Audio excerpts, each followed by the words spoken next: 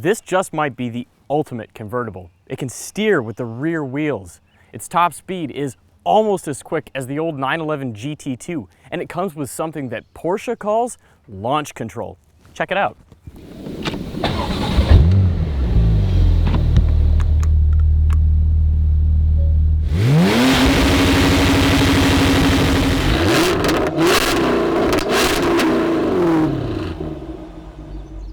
Luke, what are you doing?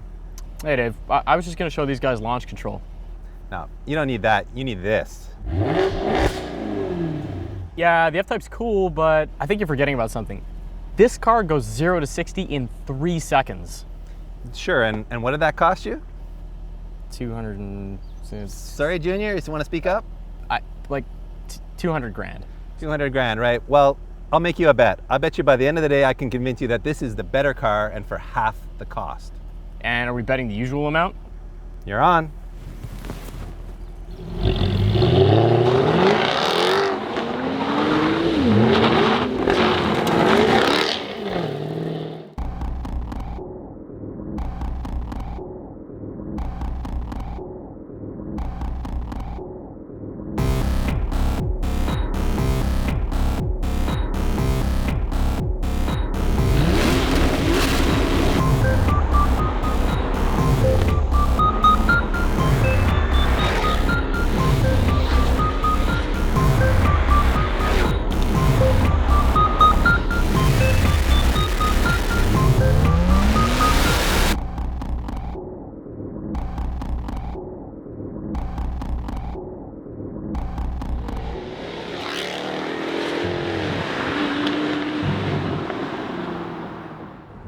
Okay, Dave's right. If there's anything that's a weak point on this car, it's price. It's expensive. The model that I've got right now, for example, costs just about $202,000. But for that price, you get one of the most sophisticated pieces of technology that Porsche has ever released. The 3.8-liter twin-turbo flat six puts out 560 horsepower and 553 pound-feet of torque. Like I said earlier, it'll go from 0 to 60 in only 3 seconds.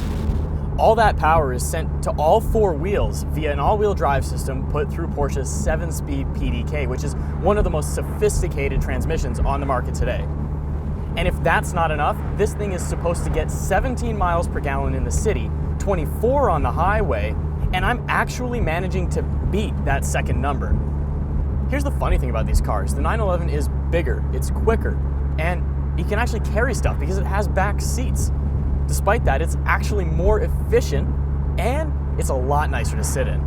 There's barely any wind making into the cabin, even with the top down, and that means that you get to listen to Porsche's boosted 3.8-liter flat six scream, and having that thing a couple of feet behind your head, there's really nothing else in the world like it.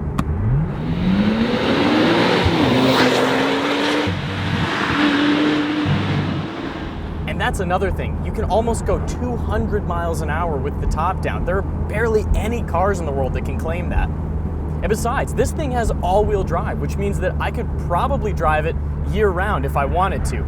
But that would be silly.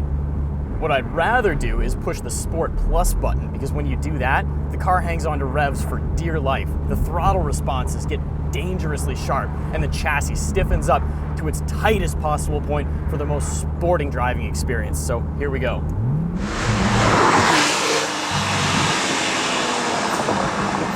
You can see the specs on the screen, but let me make a few points about what Luke is really getting for that extra 100 grand.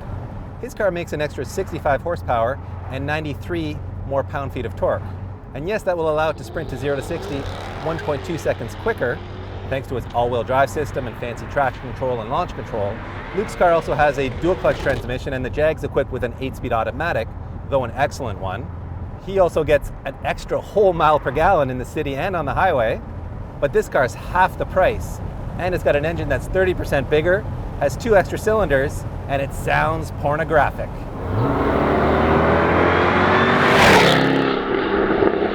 Sure, the 911's faster in acceleration and in top speed, but we're cruising wine country in a couple of drop-top sports cars, and this is the more theatrical, extroverted of the two. And really, isn't that what it's all about? Both these cars are spectacularly fast and a ton of fun to drive, but when you spend this kind of money, you really want to get noticed. And in the Jag, especially in this fire sand orange, you're going to do just that. As good as Luke is at reading specs off a brochure, we're driving on public roads today, and he'll never be able to use all the performance in that 911. Plus, there's one thing he can't do in his car that I can do in this one: a giant, juicy burnout.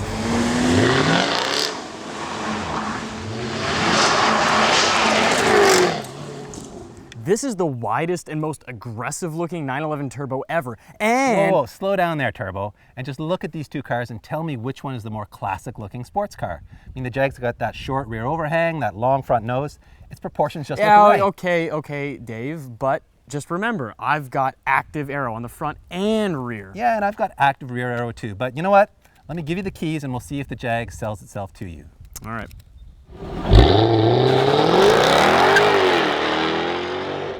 I admit, I'm more than a little bit biased towards Porsche interiors. To me, it doesn't really get any better than what that company makes without upgrading to something like Bentley or Rolls-Royce.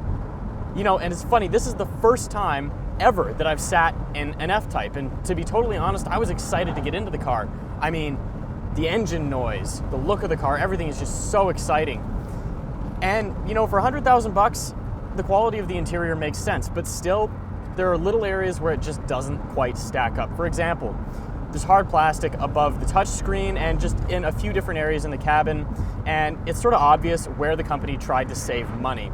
Mind you, on the Porsche, every single minute detail feels like it was gone over and then over again at the factory before it left. And that's not to downplay this car, but there really is an appreciable difference between the two, and it sort of makes it obvious why one is a lot more expensive than the other. But more than interior quality or fit and finish, what I'm really curious about, what I really want to test, is sitting right here by my hands. The dynamic button and the exhaust. Because when you punch them, I mean, this thing just sounds angry. It's a freak.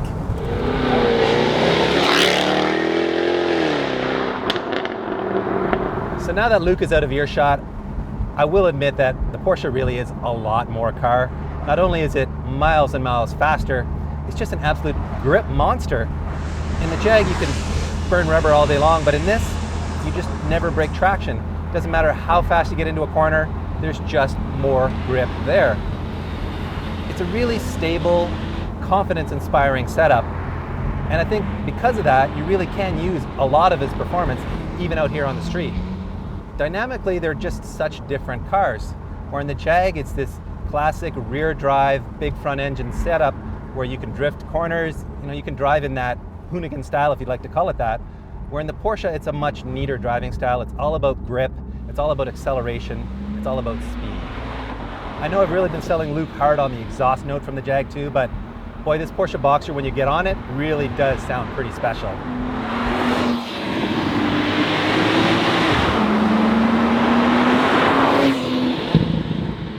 All right, Dave, well, the truth is I'm still head over heels for the 911, but after having taken a little bit of time to drive the Jag, I got to admit, I see your point, and I think for the money, I might have to go with the F-Type. So, all right. Actually, you know what? Keep your money, sign up for the Dollar Shave Club, and by the way, I'm keeping the keys to the Porsche.